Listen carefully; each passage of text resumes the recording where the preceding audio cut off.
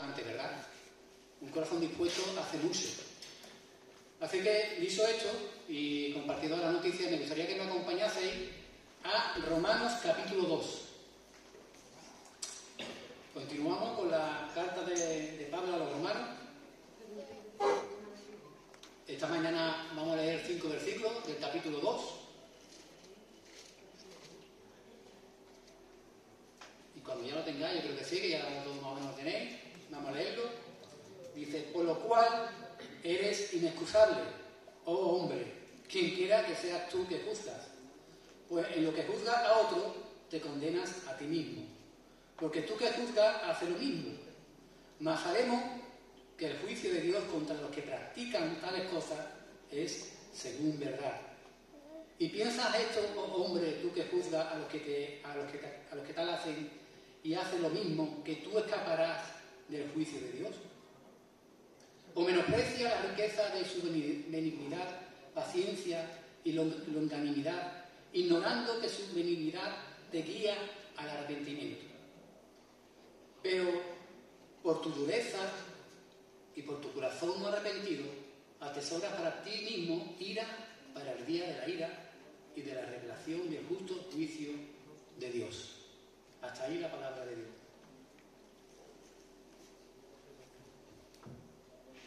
Yo creo que si hablamos de moralidad, es algo que está, una palabra que está, bueno, a la orden del día, ¿verdad?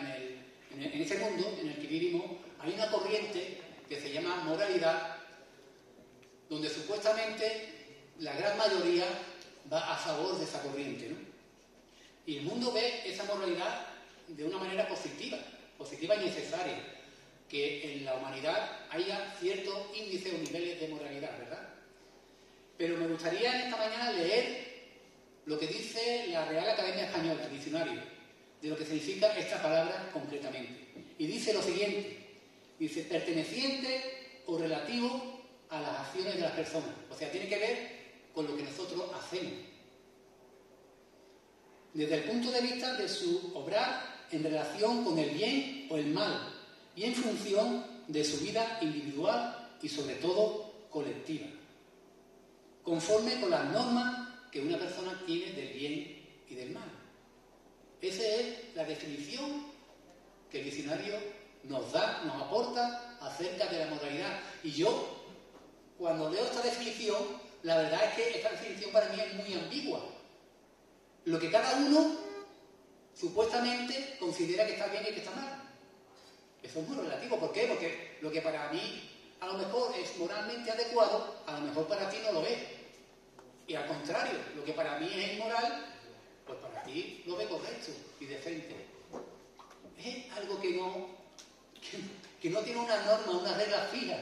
Supuestamente es necesario la moralidad, pero también, o tampoco mejor dicho, hay una norma concreta que nivele este nivel de moralidad en el mundo. La moralidad se refiere a lo que la sociedad ve como correcto y aceptable, lo que la sociedad. Y ya sabemos que hay diferentes sociedades, ya sabemos que hay diferentes culturas, ya sabemos que hay diferentes contextos, y por eso mismo digo que es muy relativo el tema de la moralidad. Pero de todas maneras, se suele, o se da por hecho de que la mayoría de las personas actúan de una manera moral, según las reglas que esa sociedad a la que pertenece pues va marcando, ¿no? Y bajo esta premisa, ¿vale?, de lo que he comentado ahora mismo, bajo esta premisa de la moralidad, son muchas las personas que ven aceptable, compartan la fe cristiana o no, ven aceptable precisamente que el Evangelio se comparta o el cristianismo exista.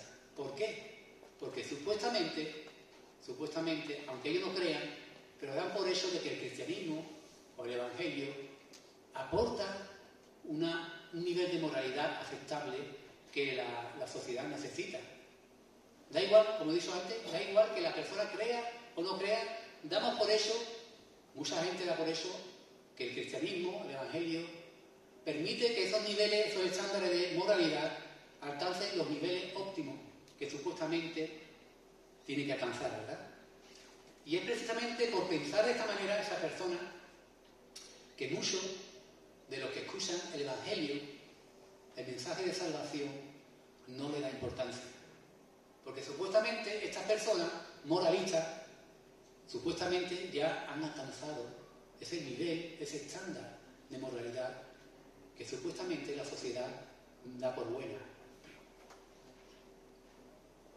El Evangelio tiene que ser dirigido, según ellos, según estas personas moralistas, tiene que ser dirigido a todos aquellos que son delincuentes, ladrones, violadores, drogadictos, prostitutas y un sinfín de pecados que según ellos necesitan ese Evangelio, pero ellos, como son decentes y como han alcanzado ese nivel óptimo de moralidad, pues no necesitan.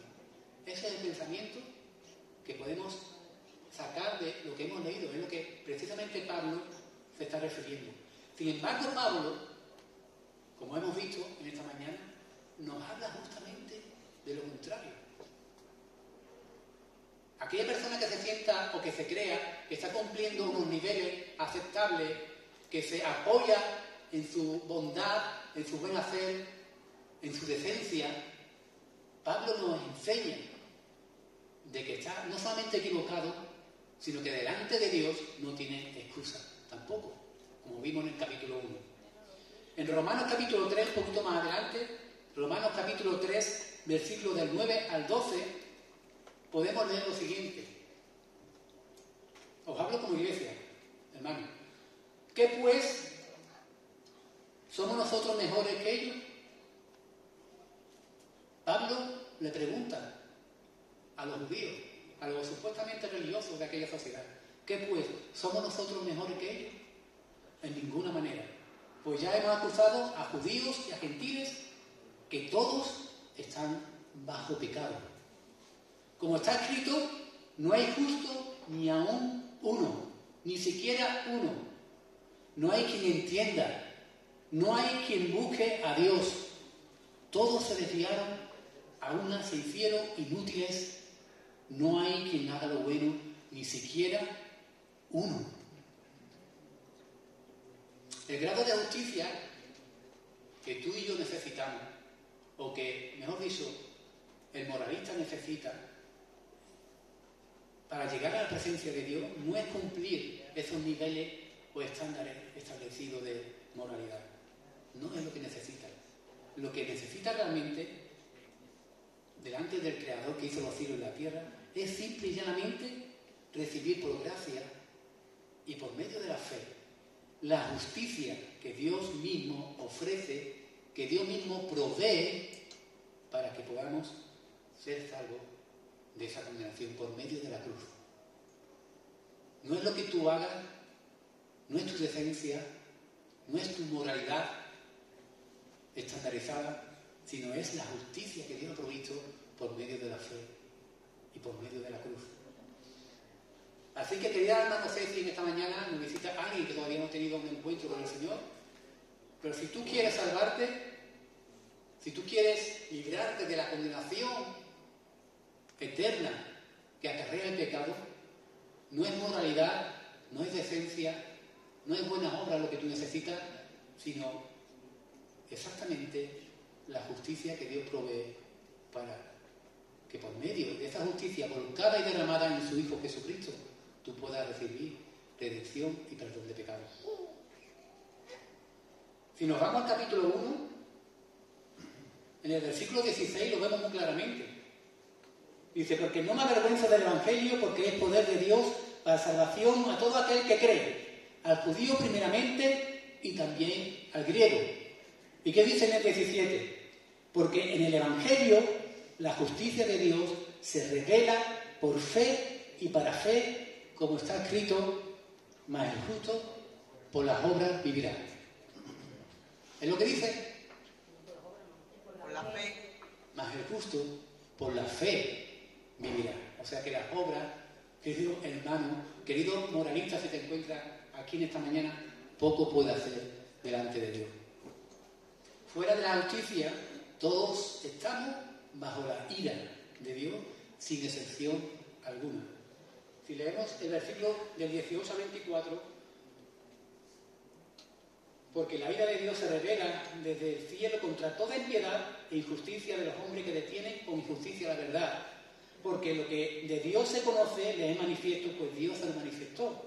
Porque las cosas invisibles de Él, su eterno poder y deidad, se hace claramente visible desde la creación del mundo, siendo entendida por medio de las cosas hechas, de modo que no tienen excusa. Pues habiendo conocido a Dios, no le glorificaron como a Dios, ni le dieron gracias, sino que se envanecieron en su razonamiento y su necio corazón fue entenebrecido, profesando ser sabios, se hicieron necios y cambiaron la gloria del bien corruptible en semejanza de imagen de hombre corruptible, de aves, de cuadrúpedos y de reptiles, por lo cual también Dios los entregó a la inmundicia. Hermano, la justicia de Dios se revela de una forma clara y visible. Esto es lo que hemos visto en predicaciones anteriores. Pero ahora Pablo, en el capítulo 2, se dirige a un oponente imaginario que no está de acuerdo con este veredicto precisamente que hemos leído.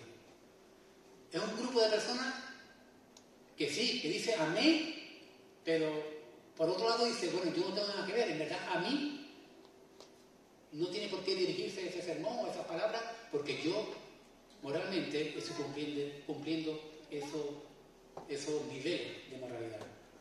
Y Pablo nos da 4 razones en estos versículos que hemos leído esta mañana de por qué estas personas moralistas están equivocadas y están equivocadas porque piensan de que por estar bajo ese nivel, esos estándares, están alejados de la ira de Dios.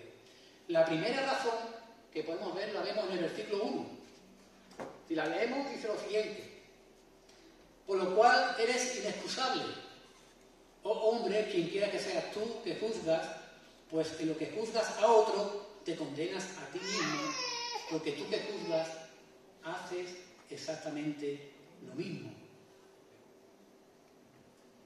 De todos los que estamos aquí, hermanos, para que ustedes entendan un poquito lo que está diciendo Pablo, siempre habrá personas que cuando el pastor está predicando esté distraído. Eso es algo que ocurre, ¿verdad? Cuando estamos predicando, y yo diría que incluso es inevitable.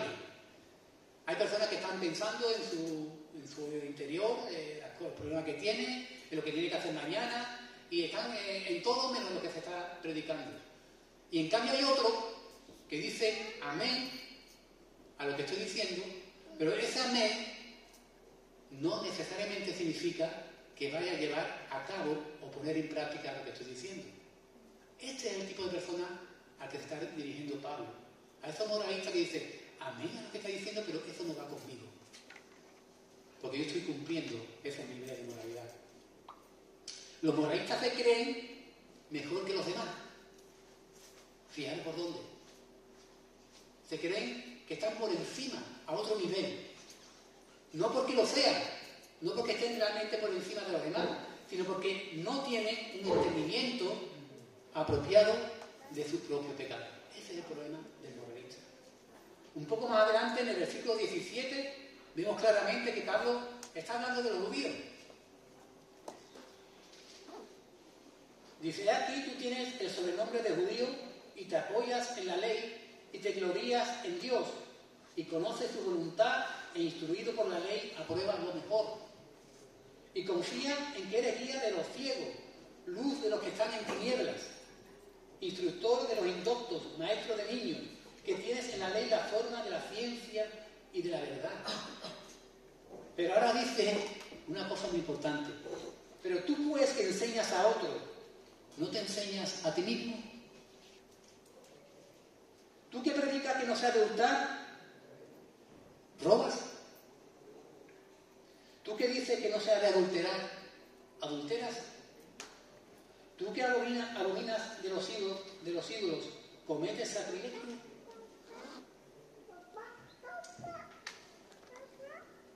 Esta es la cuestión, esto es lo que tenemos que pensar sobre este grupo de personas que se creen superiores a los demás, que ven los pecados de los demás y los juzgan, pero que en cambio son incapaces de mirarse su propio ombligo y reconocer que ellos también son pecadores exactamente en la misma dimensión que lo son los demás. Dime tú en esta mañana, hermano y hermana que estás aquí, si tú nunca has adulterado. ¿Nunca has cometido adulterio? ¿De verdad que tú no puedes confirmar? ¿Tú nunca has deseado en tu corazón o has visto a una mujer pasear de buen ver, por decir de alguna manera, y la has codiciado en tu corazón? Yo lo dejo caer, porque al fin de cuentas no es a mí a quien me tiene que dar cuenta, es a Dios. Yo soy aquí uno más, un pecador más, digno de la misericordia y de la gracia de Dios. Pero dime tú esta mañana si tú realmente no has adulterado. O dime también si quizás tú no has matado a alguien. Porque en Mateo capítulo 5, versículo 22, si me acompañáis. Mateo capítulo 5, versículo 22, dice lo siguiente.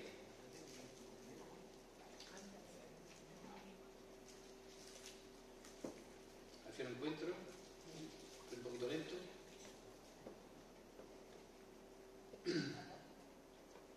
Dice, pero yo os digo que cualquiera que se enoje contra su hermano será culpable de juicio. Y cualquiera que diga necio a su hermano será culpable ante el concilio. Y cualquiera que le diga fatuo quedará expuesto al infierno de fuego. La palabra de Dios es muy clara. Fijaros si es tan clara que Dios apunta directamente a nuestro pensamiento, a lo que hay en nuestro corazón, aquello que nada ni nadie puede ver, pero que Dios sí lo ve. Y es importante, hermano, que delante de Dios seamos sinceros y humildes, y reconozcamos que aquí todos somos pecadores y que nadie estamos por encima de nadie. Si yo ahora mismo cogiera, fijaros, os voy a poner un ejemplo más sencillo. Si yo ahora mismo cogiera y a modo de portátil o un ordenador o una tablet, como tú quieras llamarlo, yo conectara un cable USB y lo conectara a esta pantalla. En vuestra cabeza, aquí detrás, hay un puerto USB, yo conecto el cable y lo enchufo a esta pantalla. Y ahora, imaginaros un momento que en esta pantalla se reflejara todo aquello, no voy a decir ni siquiera lo que hemos hecho. Voy a decir única y exclusivamente todo aquello que hemos pensado en estas 24 horas atrás. Imaginaros por un momento esa escena. Yo creo que aquí no quedaba nadie. No quedaban ni los pajaritos que están por aquí revoloteando. No duramos aquí ni 5 segundos. Es verdad, no, es así. Aquí nadie es mejor que nadie. Ni yo porque está aquí predicando, ni tú porque estás ahí sentado escuchando la palabra de Dios. El único que es juez es Dios. La razón por la que tú te ves, o el moralista, mejor dicho, se ve superior a los demás, no es, como he dicho antes, no porque realmente lo sea, sino porque no se conoce a sí mismo como debiera. Porque no ve el pecado como Dios lo ve. En el día del juicio no seremos juzgados por nuestra fachada ni por nuestra decencia. Seremos juzgados por todo lo que hemos hecho tal cual en verdad, como vemos en el versículo 2. ¿Qué es lo que leemos en el versículo 2?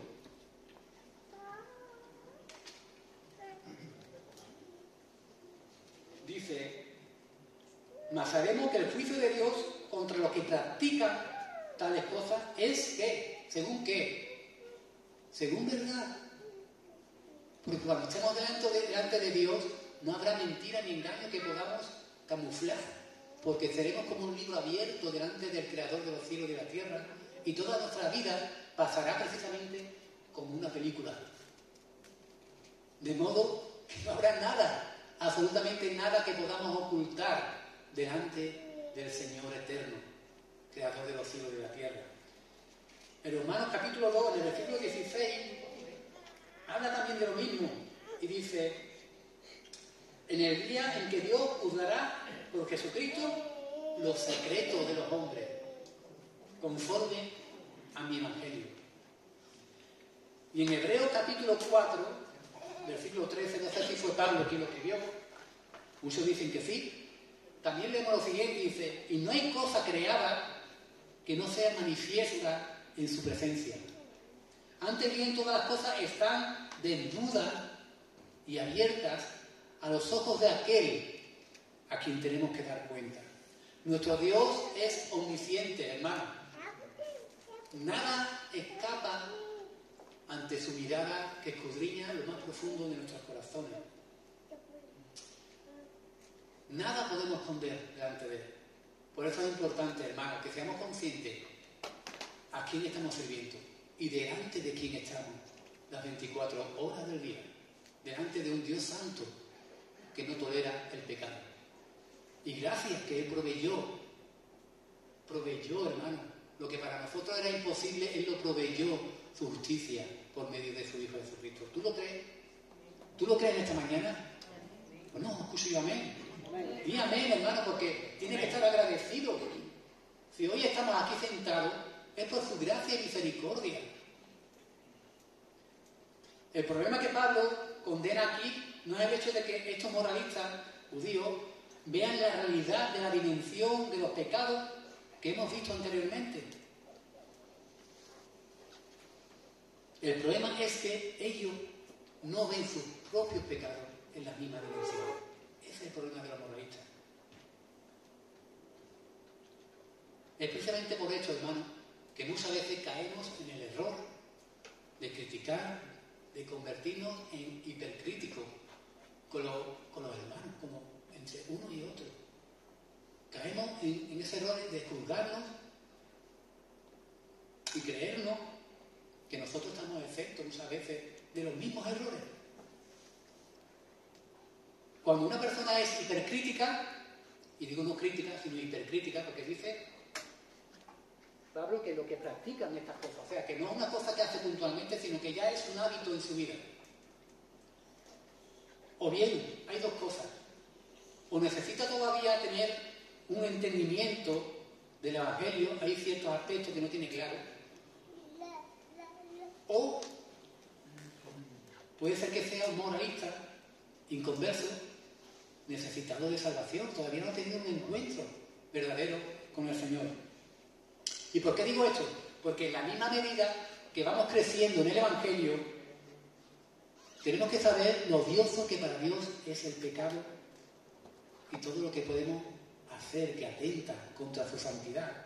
Tenemos que crecer en ese conocimiento, por llamarlo de alguna manera, pero también en esa misma medida tenemos que crecer en nuestro aprecio por el Evangelio, y ese mismo aprecio es lo que nos tiene que mover a ser compasivos con la falta y con los pecados de las personas y de los hermanos que están a nuestro lado. Tenemos que crecer de la misma manera, tanto en el conocimiento de lo odioso que es para Dios el pecado, como también en la gracia que Dios derrama en cada uno de nosotros, y por medio de esa gracia nos permite estar en la presencia de Dios y gozar de su presencia. Si realmente estamos creciendo en el Evangelio, igualmente deberíamos de crecer en humildad. Un espíritu compasivo con aquellos que, al igual que nosotros, somos pecadores. El Señor no nos dice en su palabra que debamos anular ese discernimiento del pecado que podamos ver en algún hermano. No habla nada de eso. Porque Él conoce nuestro corazón y sabe precisamente que todos somos pecadores, pero si hay alguna virtud en nuestra vida, es únicamente por la gracia y por la misericordia de Dios.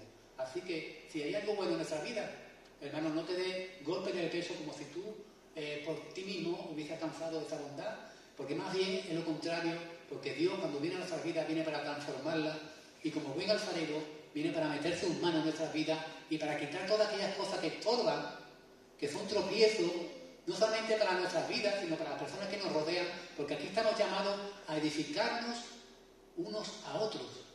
Eso es a lo que Dios nos llama. Y si hay alguna virtud, algo bueno que florezca en nuestra vida es precisamente porque Dios está trabajando en ella. ¿Lo creéis en esta mañana, hermano? Aquel que comenzó la buena obra en tu vida la terminará. Solamente tenemos que dejarlo. Solamente tenemos que dejar que Él meta sus manos como buen alfarero y vaya quitando todas aquellas cosas que no le dan la gloria y la honra a Él. El segundo punto que Pablo nos habla en estos versículos, en el versículo 2 y en el versículo 3, fijaros, es la idea o el pensamiento que el moralista tiene de que podrá escapar del juicio de Dios. Esta falsa creencia que el moralista tiene, que él piensa que va a escapar de la ira. Pablo se dirige al moralista, en especial al judío, como hemos podido comprobar. Los judíos pensaban, fijaros, yo no sé cuántos de los que están aquí tienen algo de judío que le corra por la sangre. Yo sé que algunos sí. Algunos tenemos algo de judío, algunos más, otros menos. Pero fijaros lo que pensábamos a veces los judíos. Pensaban que por el mero hecho de ser judío, ya en el día del juicio ya estaban exentos de cualquier condenación. Eso es lo que pensaban muchos judíos. Si no, acompáñame a Mateo capítulo 3, del versículo 7 al versículo 10, lo que Juan, el profeta Juan el Bautista, le dice a toda una generación. Mateo capítulo 3, versículos del 7 al 10, ¿qué es lo que dice? Dice, al ver él que muchos de los fariseos y de los saduceos venían a su bautismo, le decía, generación de víboras, ¿quién os enseñó a huir de la ira venidera? Haced pues frutos dignos de arrepentimiento. Y no penséis decir dentro de vosotros mismos, Abraham tenemos por padre. Porque yo os digo que Dios puede levantar hijos a Abraham aun de estas piedras. Y ya también el hacha está puesta a la raíz de los árboles. Por tanto, todo árbol que no da buen fruto es cortado y echado en el fuego. Ellos se creían que por ser hijos de Abraham ya tenían, como se suele decir, una póliza de seguro que lo cubría a todo riesgo. Eso es lo que se pensaban. Pero en el día de juicio, como he dicho anteriormente, nadie escapará. Ni judío, ni gentil, ni español, ni chino, ni filipino, ni colombiano, ni venezolano, nadie, y da igual tu posición económica, ya da igual la riqueza que tú tengas, nadie, absolutamente nadie, escapará del juicio de Dios. Y yo quiero decirte algo a ti, joven, que está aquí en esta mañana. No pienses que porque tu padre sea creyente, tú vas a escapar del juicio de Dios. La salvación es individual, no es colectiva, no es transferible. Yo no puedo a mi hija transferirle mi salvación. Es algo que tú tienes que ponerte a cuenta delante de tu Hacedor, delante de tu Creador y arrepentirte de tus pecados como todo el mundo tiene que hacer. Dios puede guardar a mi hija porque de eso la pongo en sus manos, pero la salvación es suya. Es decisión suya, yo no puedo decidir por ella. Y no caigamos en el error de pensar, joven, que está en esta manera, que porque tu padre sea creyente, tú ya estás salvado. Porque no es así. No funciona así. O no te creas tú que estás casado a lo mejor con una persona, un hombre o una mujer que no es creyente, que por tu salvación ya tu pareja o tu matrimonio ya va a ser salvada. Tampoco. Porque vuelvo a repetir, la salvación es individual.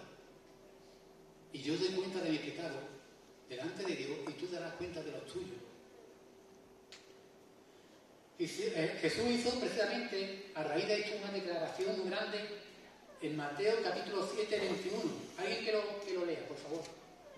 Mateo capítulo 7, versículo 21.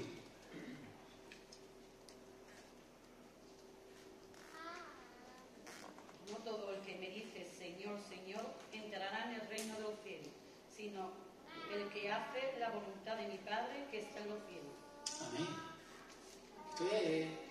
No me lo estoy inventando yo, hermano. Esto dice la palabra de Dios.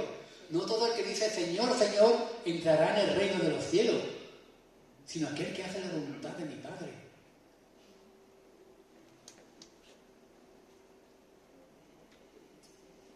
es mucho más, hermano, que una convicción, es mucho más que una certeza de que Dios es real, de que Dios hizo los cielos y la tierra, es mucho más que el simple hecho de que tú creer que los pecadores merecen el infierno, es mucho más que eso. El Evangelio lo que nos habla es de una relación, no un pensamiento, no una convicción, es una relación. Dios quiere tener intimidad con cada uno de nosotros. El problema de los moralistas es que se sienten satisfechos con esa fachada, con esa imagen que da cara a la galería. Y no me malinterpretéis, no es que dejemos de pecar, como he dicho, todos somos pecadores. Aquí todos somos pecadores. Nadie somos perfectos. Pero no me refiero a eso, me refiero a que tiene que haber en nuestras vidas una vida de arrepentimiento, porque como leemos en el versículo 17, dice, porque en el Evangelio la justicia de Dios se revela por fe y para fe. Es decir, hermano, tenemos que ser conscientes y llevar una vida de arrepentimiento delante de Dios, porque es por medio de la fe y para fe. Siempre vamos a tener que estar echando mano de la fe a esa justicia que Dios ha provisto para cada uno de nosotros. Porque mientras estemos aquí, mientras estemos en este mundo, hermanos, inevitablemente, y lo digo por desgracia para nosotros, seremos presas del pecado. Y por eso constantemente vamos a tener que estar echando mano de esa fe en la justicia de Dios. Pero hay otra razón más que Pablo pone de manifiesto de este grupo de moralistas en el texto que hemos leído. En el versículo 4, ¿qué es lo que dice? Dice, o menosprecian la riqueza de su benignidad, paciencia y longanimidad, ignorando que su benignidad te guía al arrepentimiento.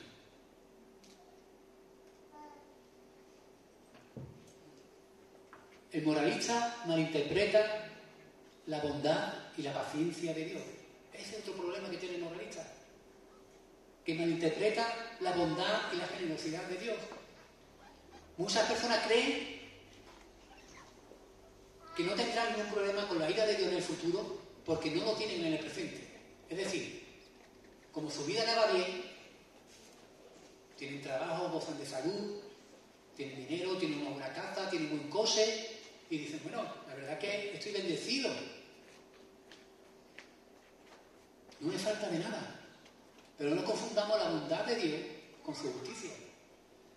El hecho de que tengamos, o tú tengas una vida bendecida, una buena casa, no significa que vayamos, como he dicho antes, a escaparnos del día del juicio de Dios. Solamente hay una cosa que nos puede librar de esa condenación, y es que hayamos reconocido y aceptado la justicia de Dios por medio de la cruz, donde murió su Hijo Jesucristo y resucitó al tercer día. El propósito de la bondad de Dios, y es lo que tenemos que tener claro, no es disculparnos del pecado,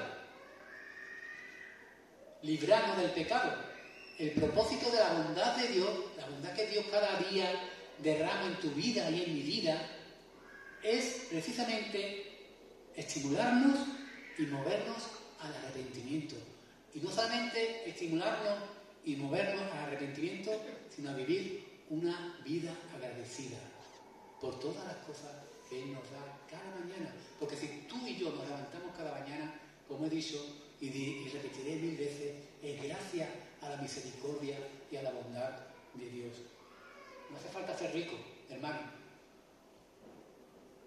para ser consciente de que Dios derrama de su gracia y su misericordia cada día en nuestra vida. Y si Dios no nos ha fulminado, es precisamente, si Dios no nos ha fulminado por nuestros pecados, los que cometemos cada día, es porque todavía nos está dando la oportunidad a aquel que todavía no ha entregado su vida, aquel que es moralista, todavía está dando la oportunidad para que se arrepienta de todas sus maldades y pecados. No interpretemos malamente la bondad de Dios. ¿Por qué? Porque la bondad de Dios tiene fecha de caducidad. No nos pensemos que esa bondad que Dios está teniendo todavía con toda la humanidad, a pesar de la maldad como está creciendo a pasos agigantados, solamente tienes que poner la televisión y darte cuenta de las barbaridades que se están cometiendo en este mundo y las que no nos damos cuenta, que son todavía peores. Si Dios está extendiendo su misericordia y su bondad todavía con cada persona en este mundo, que hace llover, que hace salir el sol cada mañana, es precisamente porque todavía está dando tiempo para que esa persona se arrepienta. Si sin este arrepentimiento, hermanos, no se ha llevado de una forma genuina en nuestras vidas, si este arrepentimiento no es genuino en nuestras vidas, nos estamos engañando a nosotros mismos porque a Dios no le engañamos. ¿Qué es lo que dice el versículo 4? Lo volvemos a leer. O menosprecia la riqueza de su benignidad, paciencia y longanimidad, ignorando que su benignidad te guía al arrepentimiento.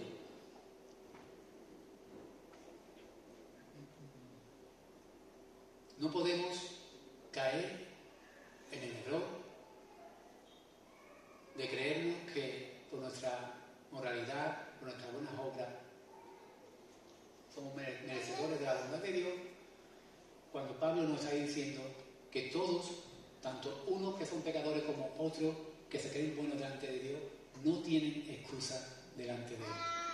Y por último, quiero hablaros del último punto, el último error en el que caen todos los moralistas que había en los tiempos de Pablo, pero que también existen en los días de hoy.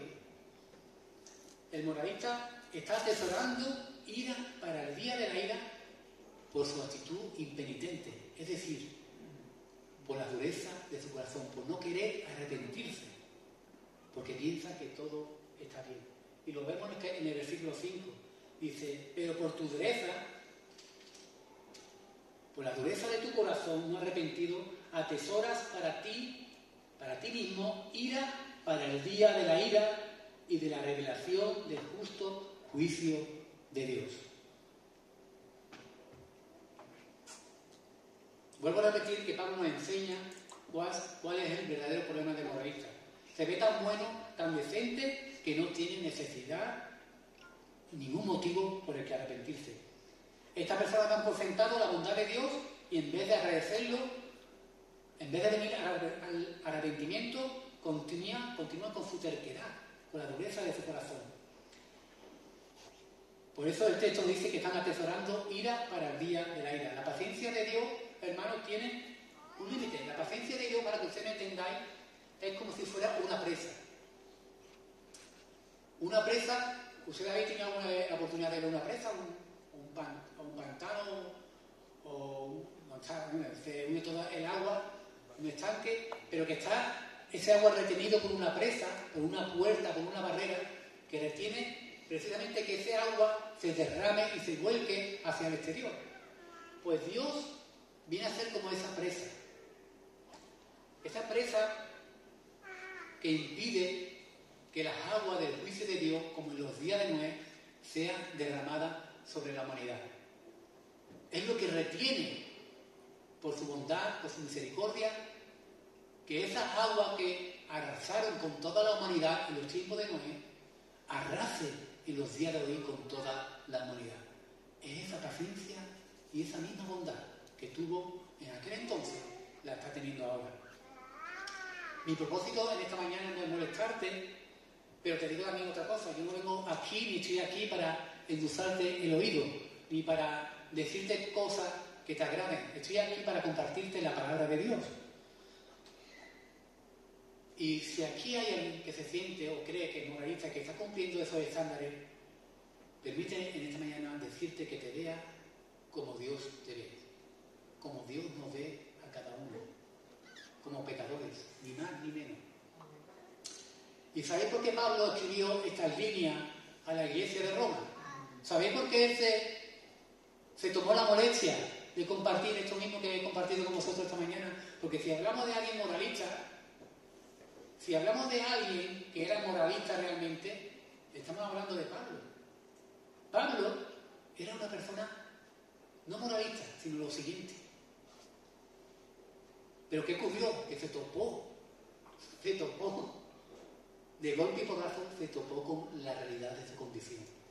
Me gustaría que me acompañase a Filipenses, capítulo 3, versículos 4 al 11.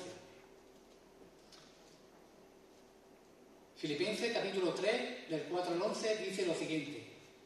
Esto es Pablo, el que está hablando, dirigiéndose a la iglesia de Filipo, a los filipenses, le dice lo siguiente. Dice, aunque yo tengo también de qué confiar en la carne. Si hablamos de confianza en la carne, yo tengo también motivo para confiar en la carne. Si alguno piensa que tiene de qué confiar en la carne, yo más. Circuncidado al 8º día, del linaje de Israel, o sea, otro hijo de Abraham, de la tribu de Benjamín, hebreo de hebreos, o sea, más judío no lo había. En cuanto a la ley, fariseo.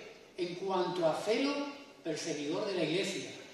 En cuanto a la justicia que es en la ley, irreprensible. Pero cuántas cosas eran para mí ganancia, las he estimado como pérdida por amor de Cristo.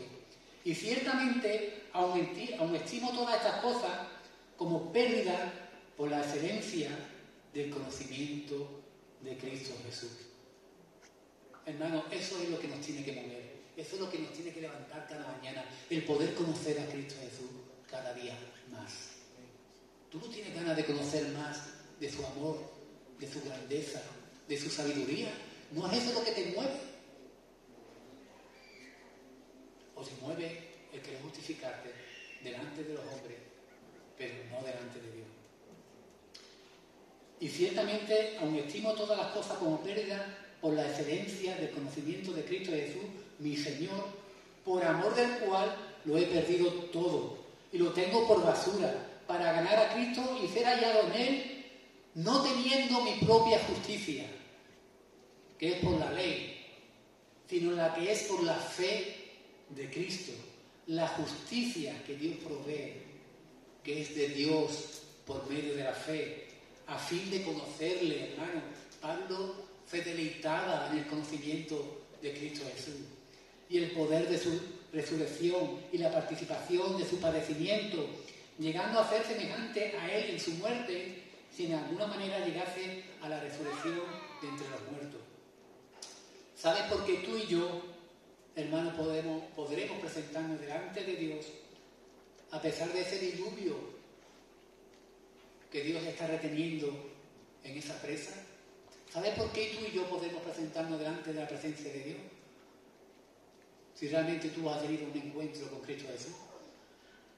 Es que Dios volcó todo ese diluvio, toda esa agua que representaba la justicia de Dios, la volcó única y exclusivamente sobre su Hijo amado, su Hijo Cristo Jesús.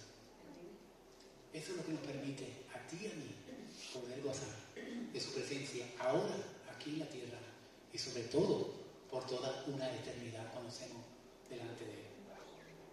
Por eso en esta mañana quiero decirte que no importa cuál sea tu condición, no importa si eres cristiano, si eres decente, si eres moralista, gracias a su justicia, quiero decirte que en esta mañana tienes la oportunidad de poder reconciliarte con aquel que hizo los cielos y la tierra. Pero como veo que todos los que estamos aquí somos creyentes, no voy a insistir más. Decirte, hermano, que cuando haya en ti un atisbo de juzgar a tu hermano que tienes a tu lado, mírate primeramente a ti mismo y sé consciente que delante de Dios todos somos pecadores y que no hay justo ni siquiera uno. Nadie puede decir que es justo delante de Dios porque está diciendo una blasfemia muy grande. Nadie se puede librar del juicio de Dios, pero gracias a Dios que Él envió a su Hijo Jesucristo para que tú y yo hoy podamos estar gozándonos por toda una eternidad, hermano, por toda una eternidad de su presencia. Amén. Amén. Pues nada, que el Señor te bendiga, que el Señor te guarde, y voy a dar paso a nuestra hermana para que recoja la ofrenda. No sé si hay alguna noticia más que se haya quedado por ahí colocada para que la compartamos.